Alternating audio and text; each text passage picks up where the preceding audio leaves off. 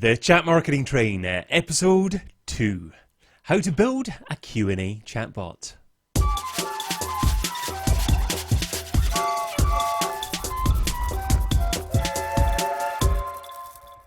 Hello, I'm David Bain and welcome to Episode 2 of the Chat Marketing Train, brought to you by Mobile Monkey. One of the common frustrations that users have when they visit a web page is their inability to find the information that they're looking for quickly and efficiently. We all know that you have just a few seconds to capture a user's attention while they're engaging with your brand. And unless you can service precisely what they're looking for, they're going to be off like a monkey up a banana tree. This is where providing a smooth, enjoyable Q&A chatbot experience is key, and where utilizing an FAQ-based chatbot can not only up your customer satisfaction levels, but also up your number of customers due to increased conversion rates.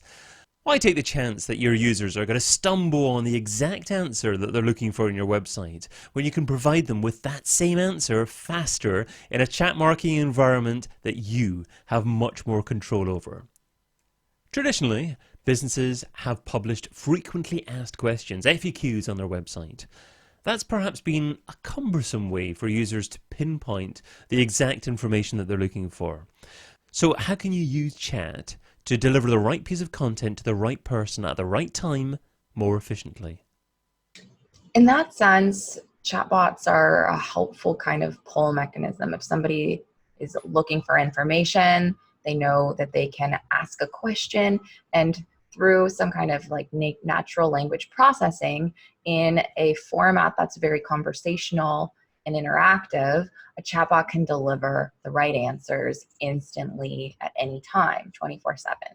So that's one of the things that's really useful from a kind of help information or how-to information perspective. What the challenge comes for the marketer or the person building the chatbot is having all the answers lined up, right? So of course, you're going to look at your documentation or your FAQ content, and you'll want to have some kind of equivalent available to the readers, and you program that in as kind of like if and then provide this answer response. You're also going to be able to learn more about what customers are looking for using chatbots. So it becomes a discovery mechanism for you as well, a place to get into the heads of your customers and learn what they actually need from you and what they're asking your chatbot. And this is really useful in this unanswered questions feature in your chatbot. So when you're programming things like questions and answer responses, you'll also be able to see what the chatbot wasn't able to match content to. And so you can use this information to either match these unanswered questions to content that exists in your chatbot already, or write new FAQ responses for them. One of the keys to delivering satisfactory answers via chatbot is to ensure that you're delivering the best answer to each and every question so that users feel satisfied and pleased that they've engaged with your brand using chat. So how do you deliver the right answer to the right person, especially when some website FAQs can be quite long and cumbersome? Delivering the right content to the right person through your chatbot, as well as knowing how much content to include within the chatbot or the piece of the conversation, can be something that you'll just want to test over time. And remember that you can link out to other resources from your bot. You don't have to include everything in the conversation that the bot has programmed.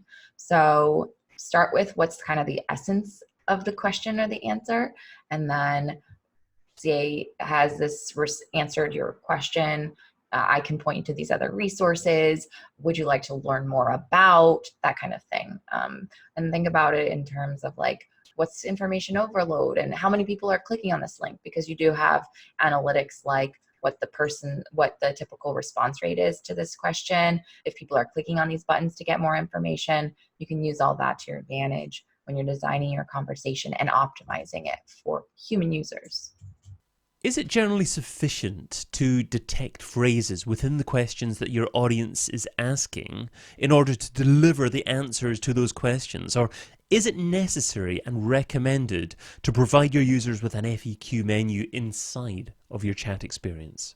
It's very much recommended, and it's best practices today to give your customers or the people talking to your bot an architecture or a menu of options, very much like a phone tree. So when you're automating your anything, when you're automating anything in marketing, you're going to be looking to kind of like help people find the right path for them, because you can't design for infinite responses.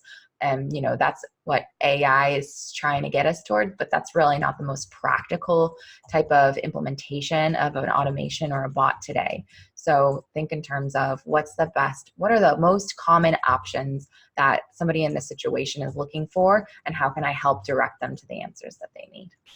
Let's take a look at how to set up a keyword trigger that allows you to serve the right kind of FAQ content to somebody who's looking for it.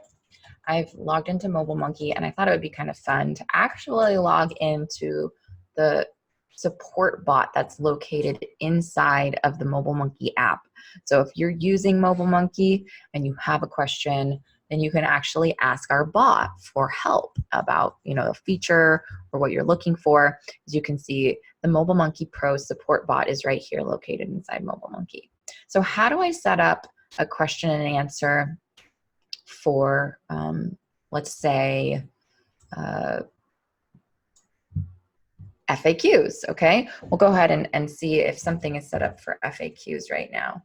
And you had a question earlier about, should we create an architecture or a menu setup for people who are looking for information? And you can see, for example, that's set up right here. We've kind of entered in first engagement and prompted them for what they're looking for. But I'm going to go ahead and try an example. How to set up an FAQ. And we'll see what happens, what the bot's response is. Okay, it doesn't have a smart answer to how to set up an FAQ. So let's see if we can create one for ourselves. I'm going into the chatbots area of MobileMonkey, and I'm going to Q&A. There are a number of FAQs here that are already set up related to, for example, if somebody asks something like billing or refund or bill or upgrade, then we'll send them to some information about how to access the billing area of the product. But over here, we can see what unanswered questions there are already. And there are a number of unanswered questions that we'll want to hook up to answers. What I don't see is anything about how to set up FAQs. So let's go ahead and create a new question and answer pair here. If someone says something like FAQ, then I'm going to tell them to visit this blog post. To set up FAQs in your MobileMonkey bot, refer to this help doc, maybe. Refer to mobilemonkey.com/help. Now, of course, I would probably want to send them exactly to the help doc article, but since I don't have that handy right now for the example here, we'll just say that, right? Okay, now let's give it a test in our bot and see if this worked. There we go. Set up FAQ. To set up facts in your MobileMonkey bot, refer to the URL that we put here. So that's how you would set up a help information or kind of trigger the right response to somebody who's looking for something particular in your bot. And if you had a well-categorized set of FAQs and there were perhaps 4 or 5 different categories on there, would good practice be to perhaps set up a 2-step approach directly within the chat saying, great, now which category would you say your frequently asked question or your question runs under, and then give them the option to click on one of the categories and then select a question from there? That makes a lot of sense to me too. So if you have embedded a bot, say it's on your prices page, and it's a chatbot widget like the one that we've shown here in this example, and you know that people on the prices page typically have maybe 3 categories of questions. You could have your bot kind of prompt them down that path, say, are you interested in knowing pricing based on quantity, based on where you're shipping to, or based on return policy? That could be a menu that gets inside the head of people who are on that prices page and the typical types of questions that they may ask. Brilliant. Yeah, it's such a quicker way to solve someone's particular question, because the traditional way, of course, would be for someone to visit your website. They might not even be able to find the page that contains the answer that they're looking for. It's okay. It's great driving them to your frequently asked questions page, but if you've got so much content on there, then I guess if you can attempt to create an architecture tree out of your content and categorize everything, break everything down into a logical flow, then that would probably give the most pleasurable experience in terms of delivering the information that someone's looking for. I agree, and that really lines up with my own experience. Like when I'm looking for something, if I can do maybe a search in a search engine, maybe it gets me to an FAQ page. I might do a search on the page to look for the keyword, but maybe it's more like kind of like complex system where you have to do a search inside the system. If that doesn't respond or give me the kind of response or the information I'm looking for, isn't it just as easy to hit that chat button in the bottom corner and see if somebody can help me with the information that I'm looking for? Here are 5 key takeaways from today's episode of the Chat Marketing Train. Number 1, always be matching unanswered questions. Look at what people are searching for in your chat experience and see what the chatbot wasn't able to match your content to. Use this information to match these unanswered questions to content that exists in your chatbot already, or as a reason to produce more answers. Number 2, try to provide a menu of options for your audience. As good as chatbots are at the moment, they're nowhere near as powerful as they're going to be in the coming years. Providing answers based upon keywords can still be an inexact science. So don't just rely on that, and always be available to jump into the conversation in person if need be. Number 3, don't leave your audience unsatisfied. Always ask them whether or not your users are satisfied with the answer that they received through the chat app, and offer to continue helping if that's what they want. Try and encourage your audience to positively share that they are satisfied before ending the conversation. Number 4, bot analytics is your friend. Make good use of your bot analytics, especially what links your audience are finding to be particularly useful within the chat sequence. If you have a low click-through rate, maybe this means that the answer that you're trying to provide doesn't match what your users are looking for. And number 5, bots are even more powerful when blended with web pages. Blend the power of bots with the pages that your audience is consuming on your website.